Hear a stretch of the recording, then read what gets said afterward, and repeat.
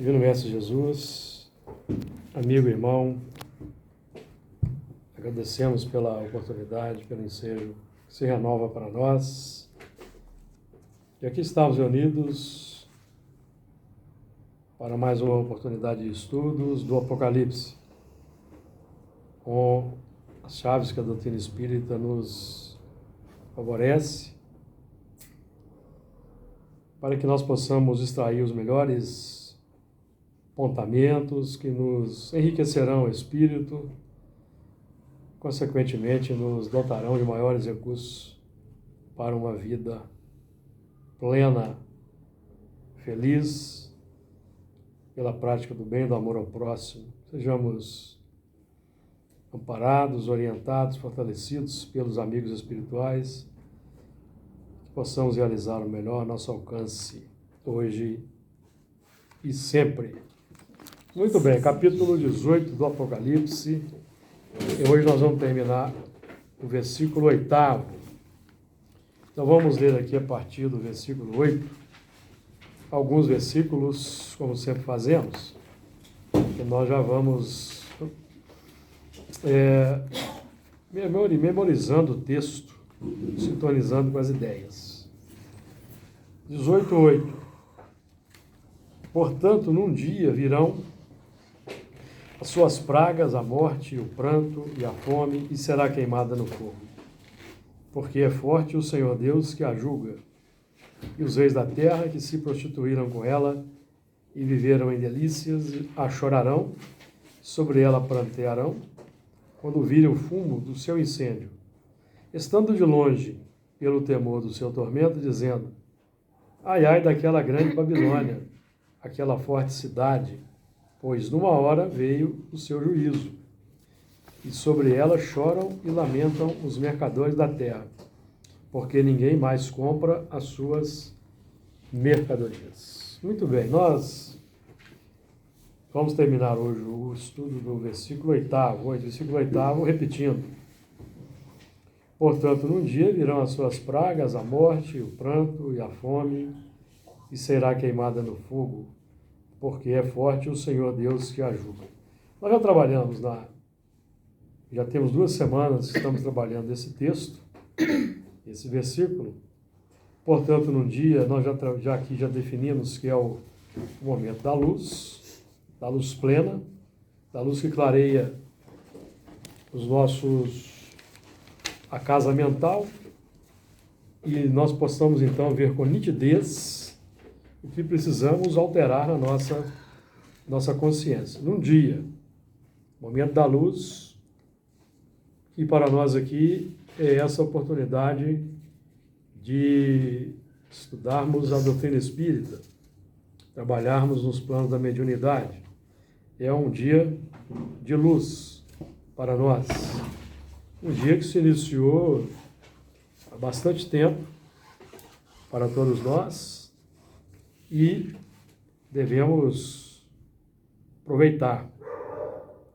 Portanto, num dia virão suas pragas. Essa praga, então, nós podemos, pelo trabalho da consciência desperta, antecipar ao advento das pragas que decorrem do cultivo das imperfeições. São as dificuldades, as expiações, as dores, que nos visitarão quando não eficientes na prática do que a doutrina espírita nos oferece como recurso da misericórdia, para evitarmos exatamente os ais do Apocalipse, que são essas pragas que decorrem da nossa manutenção no terreno da paixão, da dificuldade, definindo o mal, a ausência do bem ainda, como aquela meta bem definida na nossa existência. Virão suas pragas, a morte. A morte é o ponto aí que nós vamos trabalhar, porque essa morte esse dia que nós estamos estudando aqui como sendo da luz, que favorece a visão clara dos obstáculos, das dificuldades que trazemos no plano interior, reconhece-se o verdadeiro espírita por domar as suas más inclinações, mas eu preciso primeiro saber o que é má inclinação, identificar, e eu só vou identificar a má inclinação a partir do momento que eu começo a estudar, por exemplo, a doutrina espírita. Eu vou estudando o conteúdo da doutrina espírita, os temas que tratam das virtudes, das características do homem de bem, então eu vou observando na minha intimidade se eu estou me enquadrando naquelas características que me posicionam como homem de bem, ou se eu ainda trago as imperfeições que eu preciso dominar. Então, essa visão das imperfeições só temos quando nós entendemos o que são perfeições, o que são virtudes. Então, eu vou fazer aquele trabalho sabendo, por exemplo, que Jesus é o modelo e guia. Eu vou, então, ter Jesus como parâmetro para a minha prática. A minha prática está consentânea com a de Jesus no campo do bem, do amor ao próximo. Porque para a renovação tem que identificar, né? Tem que identificar. Não estudar mesmo. Por isso que o progresso intelectual, ele vai desencadear o progresso moral. Por quê? Pela identificação entre o bem e o mal. Questões aí do Livro dos Espíritos, 631, por exemplo, 631. Então, os espíritos vão dizer que o progresso intelectual se efetua sempre e o progresso moral decorre do progresso intelectual. E o meio que nós temos para a identificação entre o bem e o mal é querer acreditar em Deus, por exemplo, querer. Porque, acreditando em Deus, eu vou despertar para as leis divinas que nos chegam pela revelação. Porque a ciência humana, amigos, ela não revela, pelo menos até o presente momento, os valores morais de profundidade para nós. A ciência só cataloga. A ciência experimenta no laboratório, faz os seus testes, as suas experiências, mas a ciência humana, ela não, pelo menos por enquanto, ostensivamente não tem corroborado o que as religiões ensinam. Existe até um preconceito contra as religiões. Então é por isso que... Como é que você falou? Ciência humana não usou a palavra. Ela não corrobora que a religião traz como revelação. Porque ela não admite a ciência humana ainda, ortodoxa, não admite a existência da alma, o mundo espiritual, a existência de Deus, a superioridade de Jesus. Tudo isso a ciência descarta. Porque a ciência só analisa o que ela pode ver e tocar. E processos que ela pode repetir em laboratório. E que processos que podem ser expressos numa fórmula matemática ou numa fórmula física. Então aí ela tem Por quê? Porque aplicando a fórmula física, ela vai chegar àquele fenômeno. Como Kardec, por exemplo, já muito judiciosamente definiu que o espiritismo não é de alçada da ciência humana, porque os espíritos não se prestam aos caprichos dos cientistas nos laboratórios. Então, os espíritos, amigos, não são preocupados com os céticos, em dar a comprovação para os céticos. Não. Os espíritos estão preocupados em elevar o padrão moral da humanidade. Porque nós já temos aprendido aqui com a doutrina espírita que a virtude do nosso tempo é a atividade intelectual e o vício a indiferença moral. Porque infelizmente, de modo geral, falando de um modo geral, tá? A academia tem levado as pessoas a uma indiferença moral. Falando de um modo geral, tá, amigos? Que não tem... A academia não enfatiza a necessidade do desenvolvimento moral das pessoas, assim, com ênfase. Então, eles não entram nessa seara. Embora nós tenhamos os movimentos aí sociais que buscam melhorar o mundo, mas em termos assim, de ciência ortodoxa, existe uma certa indiferença, um descaso, realmente, porque eles não podem ver o espírito, não podem medir, pesar, tocar. Posso falar uma coisa? Pode. Pode falar. Você já viu um programa que tem no canal History? O Código de Deus. São cientistas, parece que são cientistas sérios. E eu não sei como é que foi esse programa de computador, que eles descobriram na Bíblia, igual uma vez você falou que na Bíblia tem identificado Sim. As Torres Gêmeas. Então, eles, É a profecia das Torres Gêmeas. Um estudo que eles fizeram lá, que eles descobriram na diagonal, na horizontal, a palavra em... Hebraico. Que significa tal coisa. Sim. Mas veja bem, eles estudam essas coisas, mas eles não estão focados no desenvolvimento moral. Estão focados em... Então, é porque você falou, não está... curiosidade para descobrir o segredo. O espírita não. Tem um cientista também que... Eles querem descobrir se o mundo vai acabar, se vai ter um apocalipse, né? Isso. E não estão preocupados, eles leem a Bíblia ali, não estão preocupados com... Muito da Bíblia é matemática, A prova disso, meus amigos, é que o Brasil é um país religioso, mas a religiosidade de Jesus se expressa na sociedade brasileira, por exemplo? Já visto que o Apocalipse, para muitos estudiosos, entre aspas, por aí, não é uma revelação, é o caos, né? Isso que eu estou dizendo. Eles estudam o Apocalipse para descobrir as catástrofes. Exato. Quando vão acontecer. Mas nós estamos aprendendo que o Apocalipse Apocalipse significa revelação. E revelação do quê? Do mundo interior.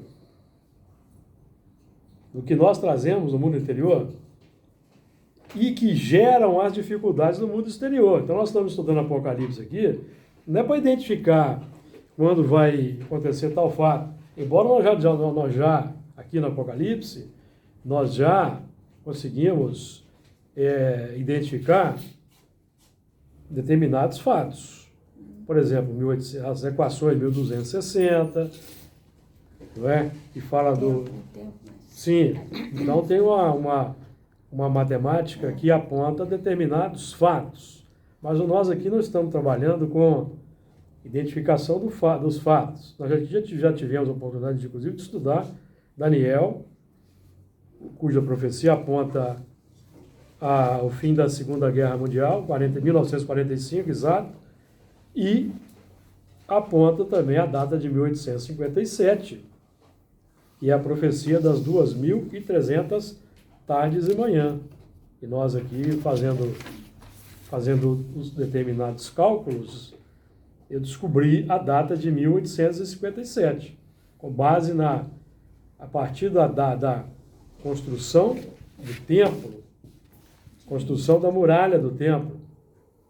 Então, por exemplo, a muralha do templo começou a ser construída em 445 a.C. e terminou de ser construída em 443 a.C., que é a primeira etapa da reconstrução do templo de Jerusalém, que foi destruído por determinados babilônicos que vocês aqui não sabem quem são, certo? Ninguém aqui sabe, tá? Então, eu fui fazer umas coisas. Aí, amigos, eu vou trazer para mim a questão, tá? Porque eu não vi, eu até então não tinha visto, não vi ainda essa conta em lugar nenhum. E eu, particularmente, sem vaidade, inspirado pelos Espíritos. Eu fui fazendo, eu fui fazendo as contas lá, e quando eu fiz a conta de 443 a.C., menos, mais 2.300 tardes e manhãs de Daniel, a data dá 1857. É 445 ou 443? 443. Se você fizer a conta no seu telefone, 443 menos 2.300 vai dar 1857. Tá. A profecia de Daniel é sobre a restauração do templo. Embora ele estivesse falando da restauração do templo de Jerusalém, quem lhe ditou a profecia, que é Jesus que direcionava os profetas, estava focando no tempo futuro. Então, 1857, o advento do Espiritismo, o Espiritismo é o quê? Boa nova. Restauração do cristianismo. Não é isso que Jesus ensinou? Eu vos enviarei um outro Consolador, que ficará convosco para sempre. Ele vos ensinará todas as coisas. Vos fará lembrar de tudo quanto vos tenho dito. E aquilo que eu não posso dizer agora, ele vai instruir. Então nós estamos trabalhando em Espiritismo, amigos, com a restauração do legítimo templo, que é o templo do coração. Por que o templo de Jerusalém foi destruído? Porque o templo de Jerusalém estava sendo utilizado para as barganhas, para o comércio. Por isso ele foi destruído. E Jeremias avisava para os hebreus. O Jeremias avisou para os hebreus para retificarem os caminhos, voltarem a cumprir os estatutos divinos, porque senão os babilônicos iriam invadir e destruir o templo. Jeremias, 20 anos falando. E eles o prenderam, o torturavam.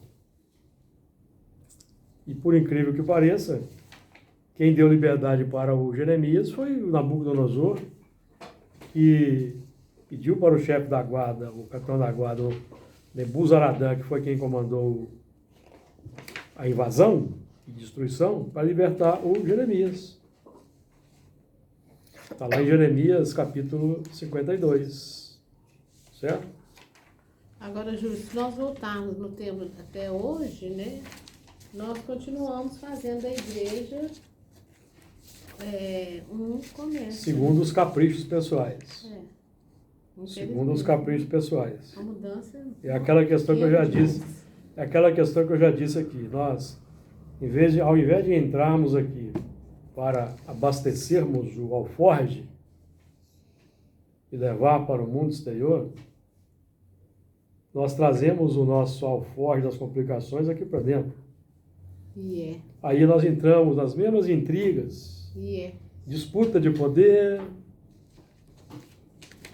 disputa por cargos que fazemos lá fora, certo? Aí o elemento entra, por exemplo, na casa espírita, né? Aí ele começa a observar, aí ele pode desenvolver o seguinte raciocínio: não vou ser presidente dessa casa aqui. Certo? Eu acho que eu farei melhor. Quando isso... Vou fazer isso. Aí é o quê? É o eu lá de fora sendo enxertado aqui dentro. Porque quando o servidor está pronto, o serviço aparece, ele é convocado. Você tem que se fazer presente. As coisas fluem, né? Fazer presente. Você vai começar das pequenas coisas. E vai... Eu acho que vale bem a questão... Se ajeitando. Uma casa, ou qualquer lugar, ser indicado, né? Eu acho. Sim. Indicação. Mas você ser indicado, você tem que estar lá na tarefa. Por isso eu estou te falando. Você vai estar na tarefa lá com humildade, campanha do que, sopa, não sei. A mão. Então você está sendo visto na quarta-feira. Daqui a pouco, pô, esse caboclo aí, tá assíduo aí, né? E aquela outra máxima, né? Deus não escolhe os capacitados, ele capacita os escolhidos, né? Sim. Quer dizer, a pessoa acha que não tem condições, né? Quando às vezes ele é indicado. Esse é o que mais tem condição, porque o que se apresenta, humilde, né? aquela vaidade, às vezes vai... O outro fala assim, poxa vida, ele me convidou para esse trabalho, será que eu tenho condição? Esse tem. Porque está imbuído de humildade, que é o básico. É o básico. Então,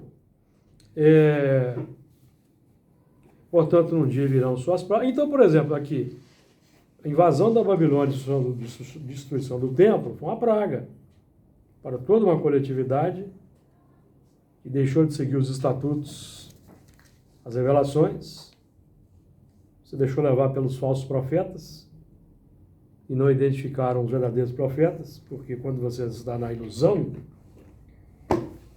que atende os seus interesses, então você não vai identificar o verdadeiro, parece que é o falso. O verdadeiro se torna o falso e o falso se torna o verdadeiro.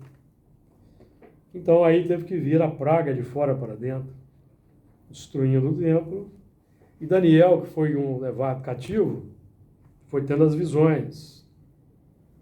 Tendo as visões, e essa das 2.300 tardes e manhãs da restauração do templo é das mais impressionantes, porque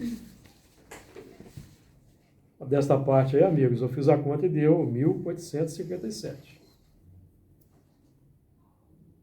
Não é coincidência, certo? Não é coincidência. 1857, edição do Livro dos Espíritos, é a restauração do templo. O templo do coração. Do templo do coração. Portanto, virão suas pragas, a morte. Então, o que é a morte? A morte é o movimento de permanência no cultivo das paixões a partir do momento que a nossa razão já adotou fora da caridade na salvação, por exemplo. Tá? Estou sintetizando no fora da caridade toda a doutrina espírita. Ou o espírito amai-vos, instruí-vos. Então, a partir do momento que a minha razão, minha capacidade de identificação entre o bem e o mal, desenvolvida nos milênios, me permitiu concluir que a doutrina espírita é o legítimo caminho para mim, para eu sair da complicação, e eu não saio, permaneço cultivando a vaidade, o egoísmo, o orgulho, a cobiça, todo esse cortejo, então eu me mantenho na morte.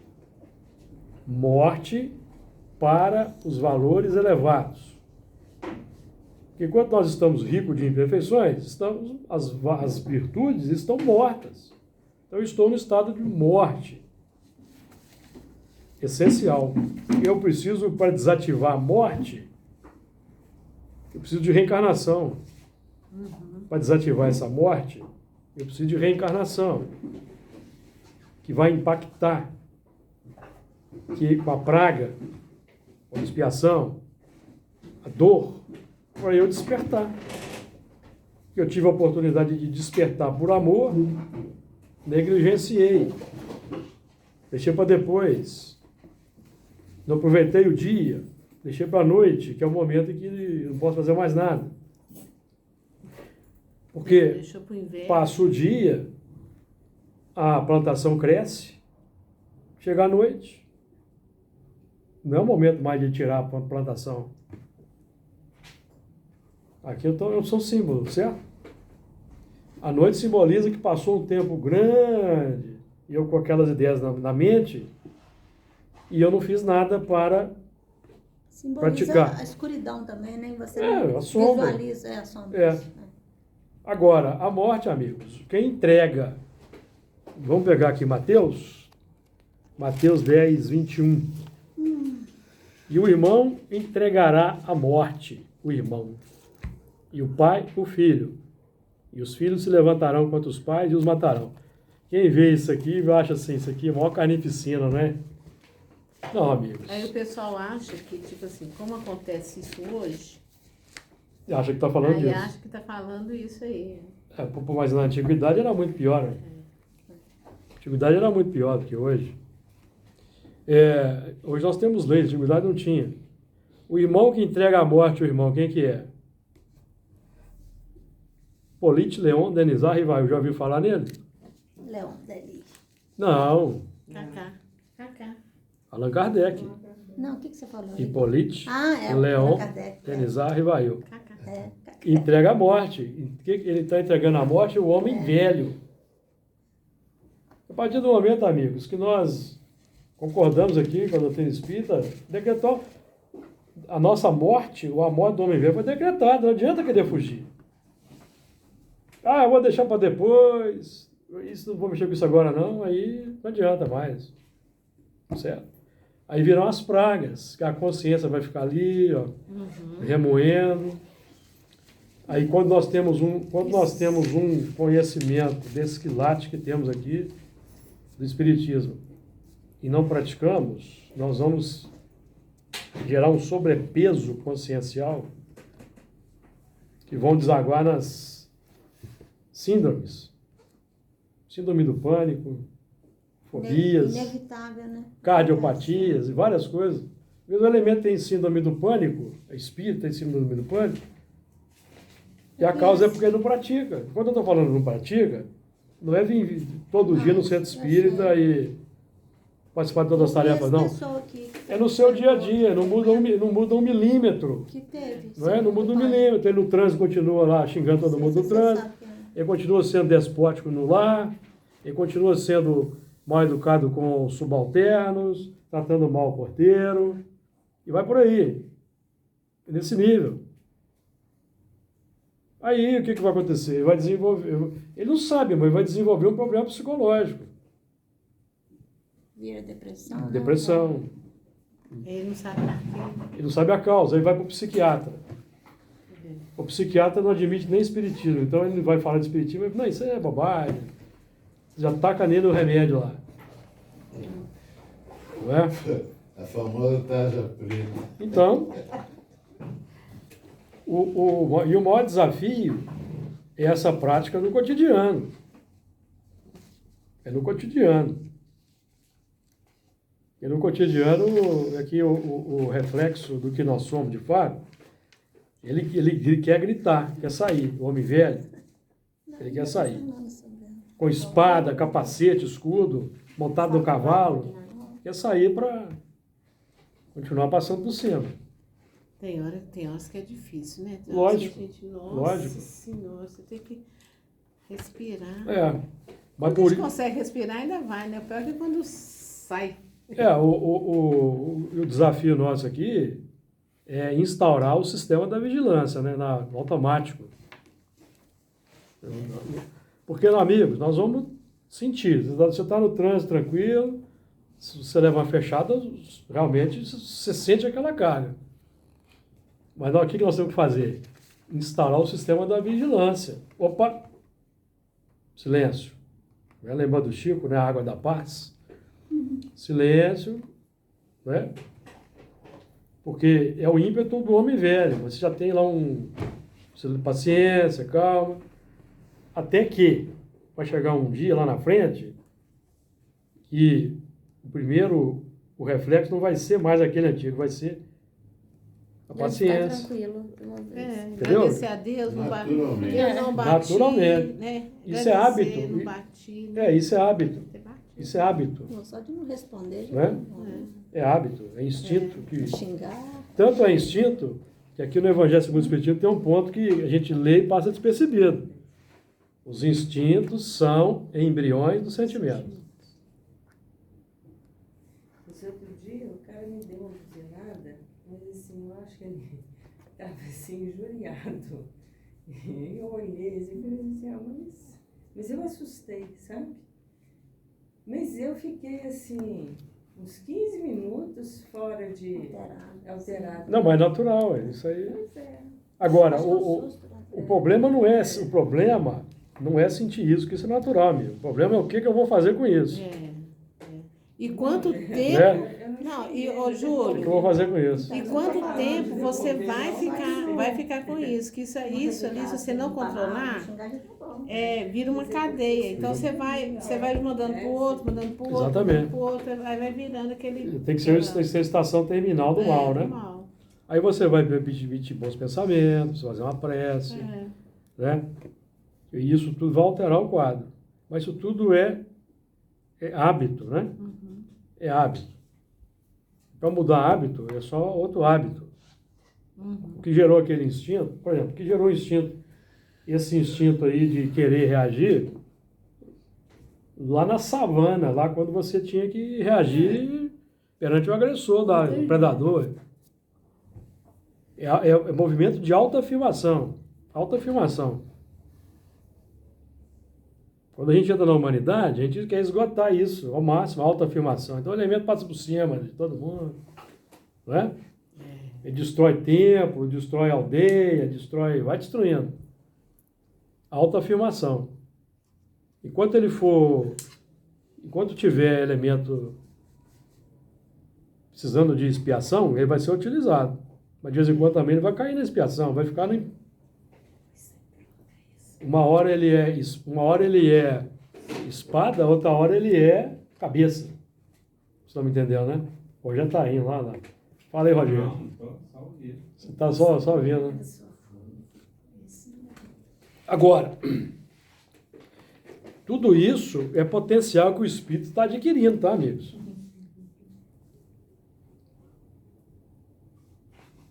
Esses reis da antiguidade aí, esses complicados, adquiriram potencial. Por isso é que no movimento espírita tem um monte reencarnado. Né? Tem um monte, por quê? Os complicados lá de trás agora tem que fazer a coisa certa. Não é? Para ajeitar as coisas, reverter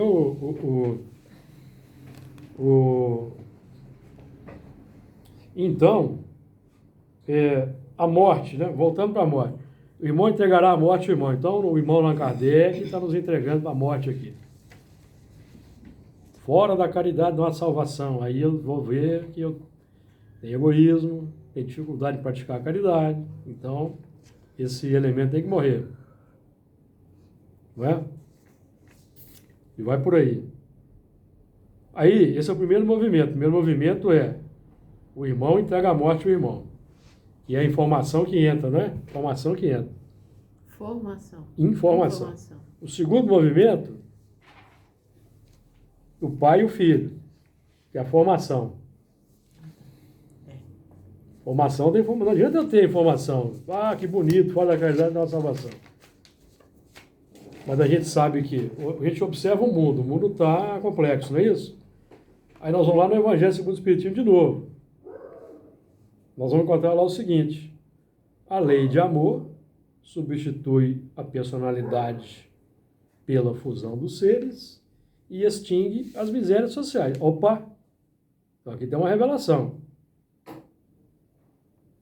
E vai mudar o mundo, não é um decreto de cima para baixo. É o amor que vai extinguir as misérias sociais. Então, tem muita miséria social no mundo? O que vocês acham? Tem. É porque tem pouco amor. É. O Brasil tem muita miséria social? Tem. Tem pouco amor. Embora tenha aí milhares de templos de várias denominações religiosas, essa religiosidade não está sendo capaz de gerar um amor profundo nos corações que elimine as misérias sociais. Porque eles estão fazendo dos templos vendilhões. Vendilhões. Por isso. Então isso para nós é uma revelação. Então, quando a gente lê lá na questão 806, sobre a desigualdade social, desigualdade social é obra divina ou é promovida pelo homem? O que os Espíritos disseram? Não é obra divina. Então, se a desigualdade social, amigo, desculpa aí, viu? Se a desigualdade social não é obra divina, é obra dos homens, nós precisamos restabelecer a ordem divina.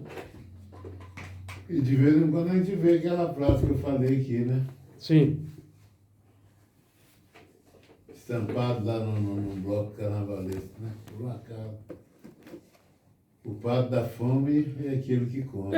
São os que mantêm o supérfluo. Nós já vimos aqui no Evangelho segundo o Espiritismo, né? O supérfluo está no Evangelho segundo o Espiritismo. Tem o que não tem, porque muitos de nós temos o supérfluo. Então, nós é que vamos mudar o mundo. Nós é que vamos mudar o mundo. Porque aqueles que não fomos capazes de mudar esse mundo, ou não adotarmos o amor como medida, nós vamos ser transmigrados, amigo. Vamos ser transmigrados. Virão aqueles que capacitados para mudar o mundo. Então, a morte, o pai, o irmão entregará à morte o irmão, a informação espírita. Amai-os e instruí-los. O pai e o filho. Então, o pai vai entregar o filho, o filho primogênito. Quem que é o primogênito? O primogênito é o egoísmo. Primogênito. Para permitir que o irmão mais novo cresça. Não foi o que João Batista diz, por exemplo? É necessário que ele cresça e que eu diminua. Então, para que o antigo Júlio diminua, é preciso que o novo Júlio cresça, primeiro. Não é o contrário. Realmente. Você precisa se entregar ao amor, o amor substituir no seu coração a preferência, e o egoísmo, então, vai diminuir. Na verdade, é o seguinte, o que é o egoísmo? É o amor próprio. Amor exacerbado a si mesmo. Então, o amor está aí presente. O amor está aí presente. Não disse que os instintos são embriões de sentimento? Está no Evangelho segundo o Espiritismo. Qual o princípio originário das paixões? Qual que é? O princípio originário das paixões é substancialmente mal? Perguntou Kardec. Não. Qual que é o princípio do egoísmo? Amor. Ou não é? Amor é neutro.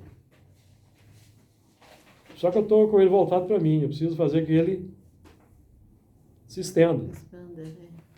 Aí eu vou adotar toda a sistemática que a Casa Espírita me oferece para eu desacostumar de uma rotina e acostumar com outra. Então é por isso que nós temos várias atividades na Casa Espírita que é para a gente buscar aquelas que a gente tem com as quais nós temos afinidade. Lembrando que no processo das tarefas espíritas, o que é importante é desenvolvermos o amor. Então, o pai vai entregar à morte o filho, e os filhos se levantarão contra os pais e os matarão. É transformação. Informação, formação, transformação. Porque nós aprendemos com os espíritos que nós herdamos de nós mesmos, não é isso? Cada um de nós aqui não é herdeiro de si mesmo. Então, quem é meu pai nessa existência de hoje? Não é o pai biológico e a mãe que me cederam o corpo. O meu pai sou eu mesmo no passado que fiz determinadas ações que culminaram. Então, nós vamos notar, nós analisando a nós mesmos, que nós temos coisas boas e coisas ruins. Porque nós estamos aqui na doutrina espírita. Estamos aqui na doutrina espírita porque tem coisa boa e já está sedimentada. Certo? Porque não me parece que nós aqui sejamos espíritas de primeira viagem. Nós, pelo menos de segunda viagem, né? Pelo menos. Pode ser que tenha alguém até de terceira viagem. Não é isso?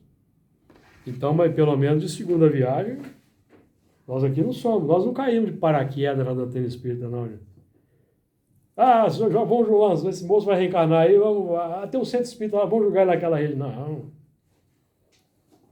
Ninguém cai aqui de paraquedas, não, entendeu? Quem está na frente aí, na luta, lutando para a casa espírita, né, se estabelecer.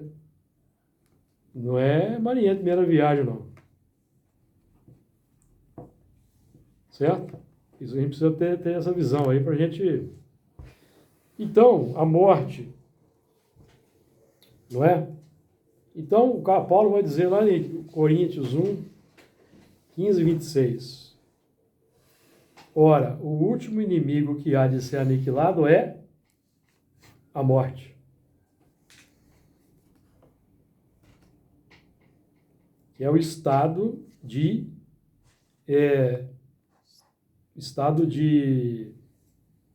morte voluntária para o bem e para o amor. É o materialista crasso, o egoísta crasso. Certo? Sentido aí. Por que é o último inimigo? Porque esse é o inimigo que vai... O último inimigo é a necessidade de reencarnação. Enquanto nós estamos nessa necessidade de reencarnação, amigo, nós estamos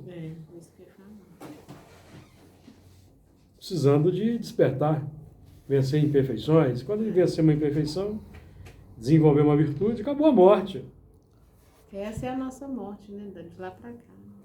A morte da reencarnação é a morte periférica para desativar a morte legítima. Morte legítima, que é o estado de manter no espírito pontos mortos. Que são aí essas imperfeições aí para as quais nós estamos alertados aí há muito tempo. Então ficou clara a morte aí, amigos? Reencarnação é a morte. Tanto é a morte que nós chegamos aqui, né, Rogério?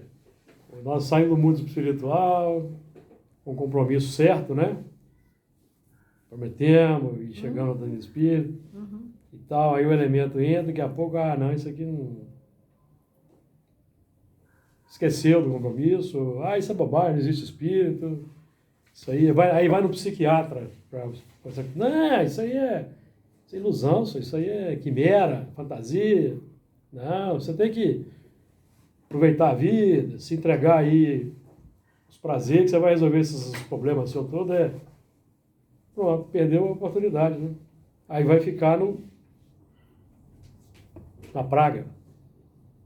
Entra para uma aula de dança de salão. Música.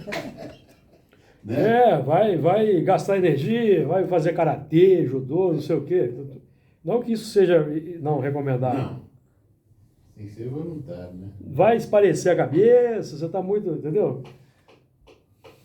Aí passa a oportunidade, vai ficar sujeito aos impactos, né? As pragas. O trânsito pode ser um desses movimentos, né? Tem levado muita gente, né? Por causa da violência, o elemento tem uma reação intempestiva, o outro de lá também tem, aí resolve, um pega uma arma. É triste. Nem precisa muito, não, porque tá tendo de assalto, né, nossa. Aí vai desencarnar pela dor, não é isso? Ficar sob o impacto. Mas antes, né, foi chamado para a doutrina, porque a doutrina espírita sempre chama antes, né? É misericórdia. Porque adotando a doutrina espírita, aí pode até ficar furioso na hora, mas você vai pensar duas vezes, certo? Aí você atravessa, né? E às vezes ainda insiste, né?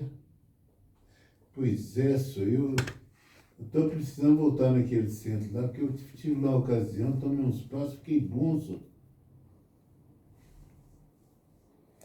Pois é, amigo, então é isso. Conheceu e não conheceu.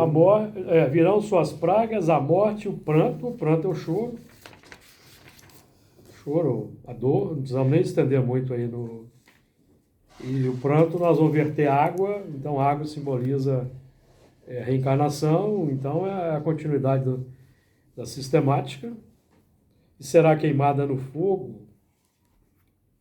Então o fogo aí representa um instrumento que vai refundir fogo da dor ou fogo da consciência desperta, não é isso?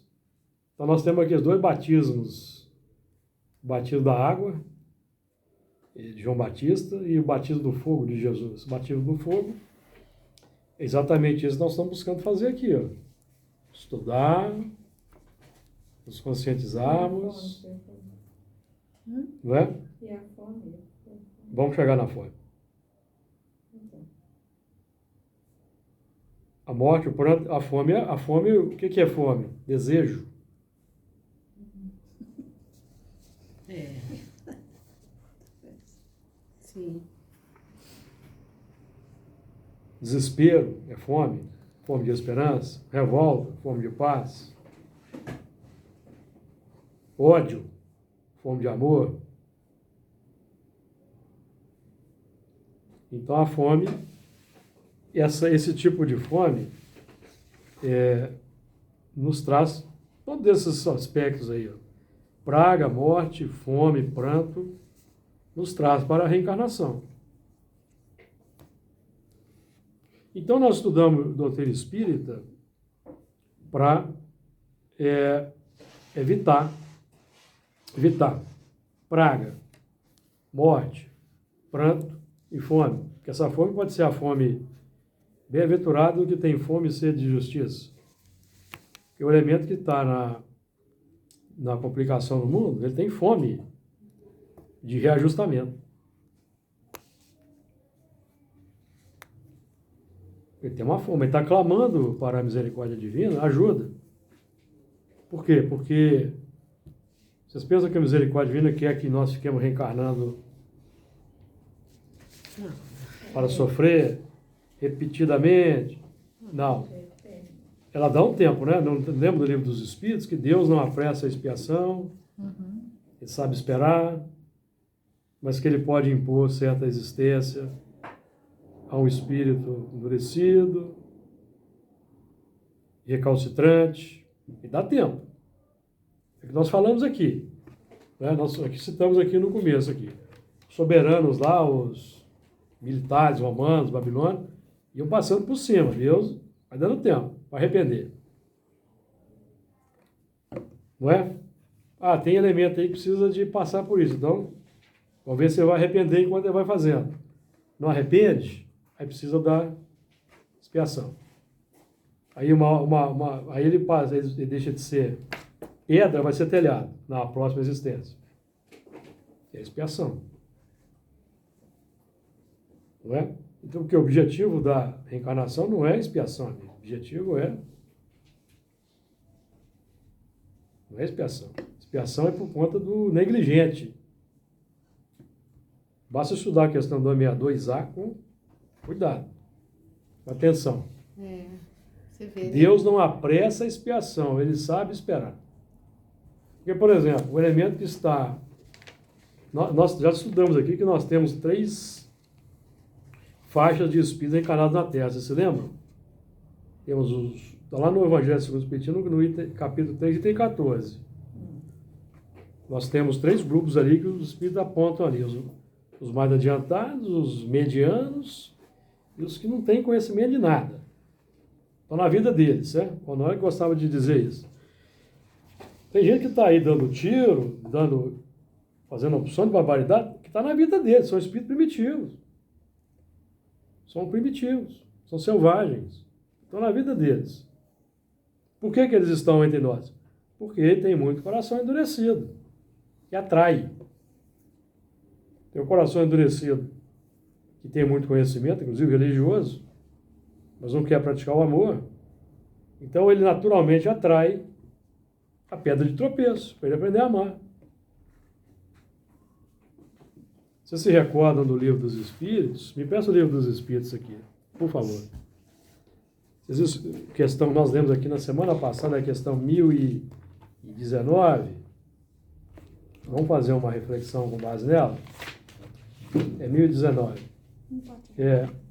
O bem reinará na terra quando entre os homens espíritos que a vêm habitar, os bons predominarem, porque então farão que aí reinem o amor e a justiça. Então quem vai fazer reinar o amor e a justiça? Os bons. Predominam os bons. Fonte do bem e da felicidade. Por meio do progresso moral, praticando as leis de Deus, é que o homem atrairá para a terra os bons espíritos, e dela afastará os maus. Então vejam bem, o movimento está na dependência do que estamos atraindo. Sim. Então por que tem os selvagens? Porque temos entre nós os que somos endurecidos, retardatários na prática do bem, do amor ao próximo, em escala ampliada, não é em tempo religioso. Não estou falando de tempo religioso. Então, nós atraímos a pedra de tropeço para quebrar a cristalização. Quando isso vai acabar? Quando os bons predominarem. Porque nós vamos atrair os bons e vamos afastar os maus. Agora, os maus não a deixarão, senão quando daí estejam banidos o orgulho e o egoísmo. Então nós ficamos num dilema. Não é? A gente identifica o mal, identifica o bem, mas a gente gosta mesmo do falso profeta. Né? Da árvore má que não produz bons frutos. Ou da árvore...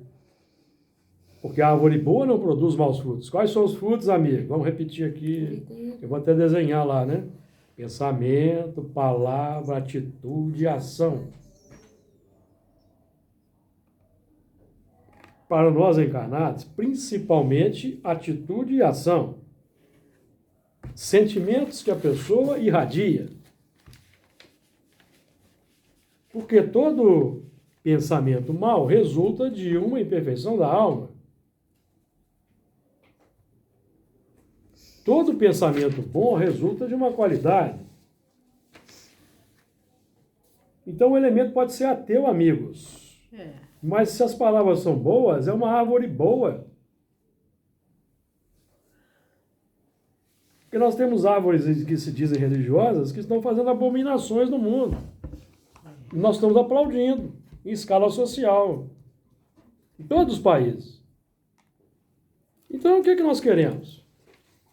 Nós queremos regeneração ou expiação e prova? Porque depende de nós, né? Porque a regeneração estará instaurada quando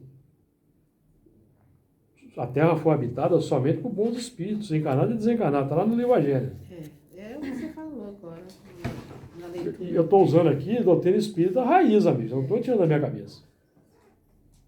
Conjugando doutrina espírita. Infelizmente, vocês vão ouvir palestras por aí, muito superficiais, vamos desculpar aqui a franqueza. Superficiais, alta ajuda.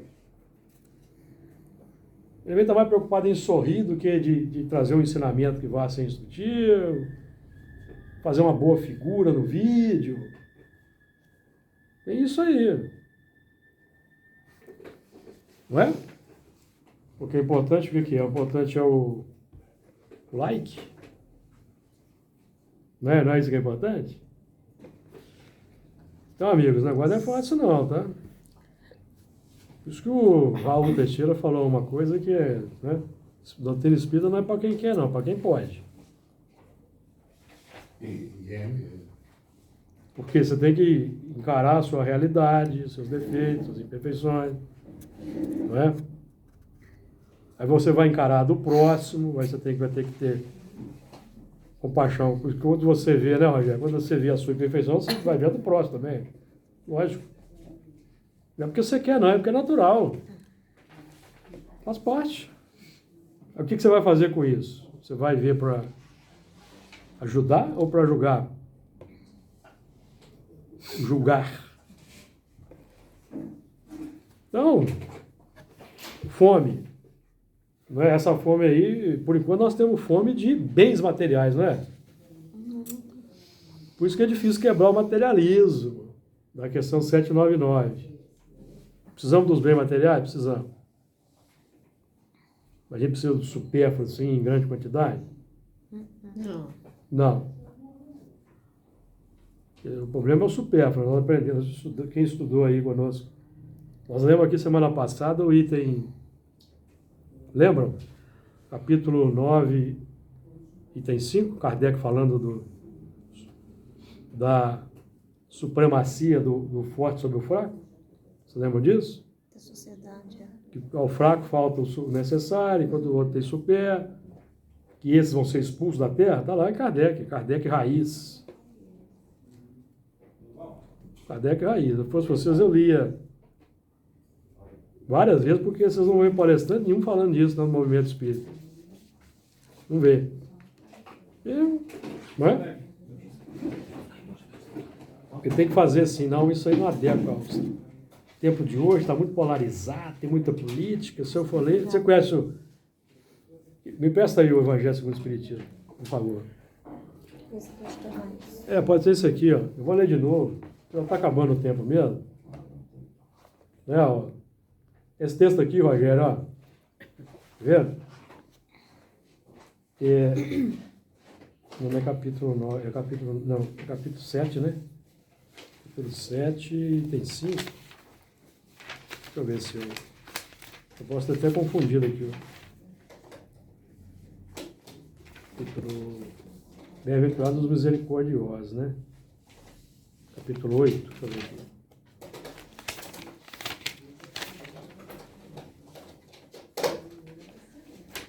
Capítulo 9 mesmo, não é? É o capítulo 9 mesmo, né?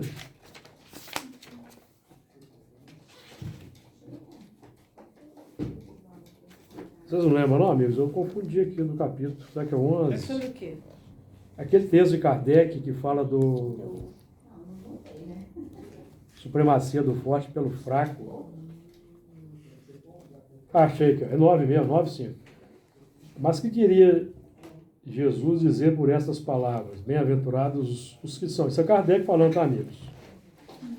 Bem-aventurados os que são brandos, porque possuirão a terra, tendo recomendado aos homens que renunciassem aos bens deste mundo, e havendo-lhes prometidos do céu, Kardec pergunta e ele mesmo responde: enquanto aguarda os bens do céu, tem o homem necessidade dos da terra para viver. Apenas o que ele lhe recomenda é que não ligue a estes últimos mais importância do que aos primeiros. Porque o bem material é meio para o progresso, para a evolução, não é o fim. Não é a busca da existência não é o bem material, né? É o uso que ele vai fazer. Qual o uso que estamos fazendo desse bem material? Por aquelas palavras quis dizer que até agora os bens deste mundo, os bens da terra, são assambarcados pelos violentos. Qualquer semelhança com o tempo de hoje é mera coincidência, tá? Em prejuízo dos que são brandos e pacíficos, que a estes falta muitas vezes o necessário, ao passo que outros têm o supérfluo. Isso não acontece na terra, acontece? Isso aqui é só uma hipótese, tá? Promete que justiça lhe será feita, assim na terra como no céu, porque serão chamados filhos de Deus. Quando a humanidade se submeter à lei de amor e de caridade. Lembra o que foi dito lá no capítulo, vai ser dito mais à frente, né? O Lázaro. A lei de amor substitui a personalidade pela fusão dos seres e extingue as misérias sociais. Notem como a doutrina espírita é coerente. Vai ser dito lá na frente. Está coerente? Está coerente. Ó. Quando a humanidade se submeter à lei de amor e de caridade, deixará de haver egoísmo. O fraco e o pacífico já não serão explorados, nem esmagados pelo forte e pelo violento. Tal a condição da terra, quando, de acordo com a lei do progresso e a promessa de Jesus, se houver tornado o mundo ditoso por efeito da expulsão dos maus. Forte, né? Já tem um capítulo lá, O Homem no Mundo, lá no Evangelho segundo o Espiritismo, diz o seguinte: a perfeição, como disse o homem no mundo, né? Aí diz o seguinte: a perfeição, como disse o Cristo, encontra-se inteiramente na prática da caridade sem limites, pois os deveres da caridade abrangem todas as posições sociais.